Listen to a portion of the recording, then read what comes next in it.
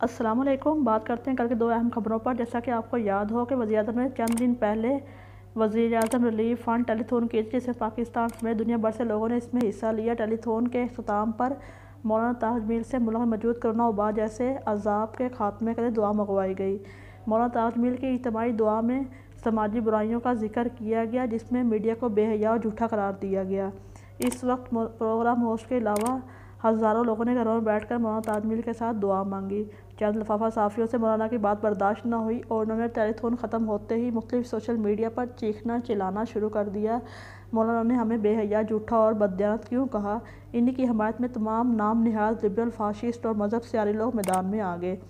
Social media پر طوفان بدتمیزی برپا کر دیا گیا، جس میں تاج میل کے ساتھ ساتھ عمران خان پر شدید تنقید کی گئی۔ انہی 24 گھنٹوں کے دوران عبدالمالک کے پروگرام جہاں احمد میر موجود تھے، مولانا تاج میل صاحب نے غیر مشروط معافی مانگ لی، لیکن ان کی ناجائز تنقید اور بے تکی دلیلوں کا جواب دینے کے لیے سوشل میڈیا پر عام پاکستانی سمیت بہت سے انصافی ورکر نے محاذ سنبھال لیا اور مولانا کی حمایت میں چند لفافہ صحافیوں اور ان کے حامیوں کا جینا حرام کر دیا۔ اور مولانا کی عظمت اور شرافت کو مدنظر رکھتے ہوئے ان چند اینکروں کے جھوٹ اور فحاشی کے اڈے عام عوام کے سامنے رکھنا شروع کیے۔ سوشل میڈیا ورکروں اور عام پاکستانی کے بعد سیاسی، سماجی اور شوبز انڈسٹری کے لوگ بھی مولانا کی حمایت میں آ گئے۔ علماء کرام بھی احمد میر سے معافی مانگنے کا مطالبہ کر دیا۔ احمد میر میں نہ مانوں کی ضد پر اڑے رہے اور پھر ڈرامائی انداز میں 4 مئی کے کالم میں مولانا تاج میل کی کال کا ذکر کچھ اس طرح کیا کہ 3 مئی کی شام مولانا تاج میل نے احمد میر کو کال کی اور سوشل میڈیا ورکروں کی جانب سے احمد میر سے دوبارہ معافی مانگی اور ان کے والد کو اچھے الفاظ میں خراج تحسین پیش کیا، جس پر احمد میر کو شرم آ ہی گئی۔ احمد میر نے کہا کہ میری وجہ سے آپ کی دل آزاری ہوئی ہو تو مولانا میں آپ سے معافی چاہتا ہوں۔ اس طرح احمد میر کا معافی مانگنے پر سوشل میڈیا ورکروں نے فتح کا جشن منایا اور موجودہ دور کے فرعون نما صحافیوں اور میڈیا کو بتا دیا کہ جھوٹ اور باطل کا وقت ختم ہو چکا، حق اور سچ کی بات ہی کرنی ہوگی، چاہے کوئی بھی کیوں نہ ہو۔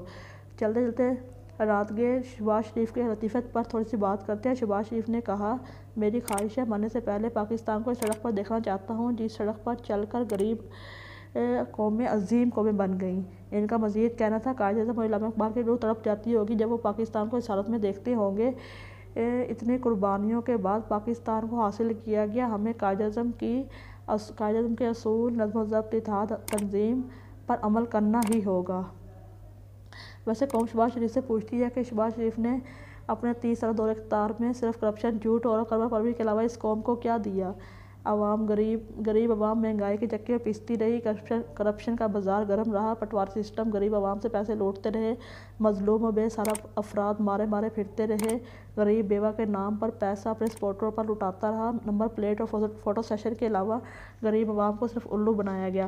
بے شرمی کی انتہا یہاں ختم ہو جاتی ہے جب سانیہ ماڈل ٹاؤن ہوا تو اس پہ شہید ہونے والے 69 شہریوں کی مائیں، بہنیں اور بیٹیاں سڑکوں پر انصاف کی دہائی دیتی رہیں، لیکن اقتدار کے وانوں میں بیٹھے حکمرانوں کے کان پر جوں تک نہ رینگی۔ اس پر اپنا ٹاپک اینڈ کرتی ہوں۔ یاد ماضی عذاب ہے یا رب، چھین لے مجھ سے حافظہ میرا۔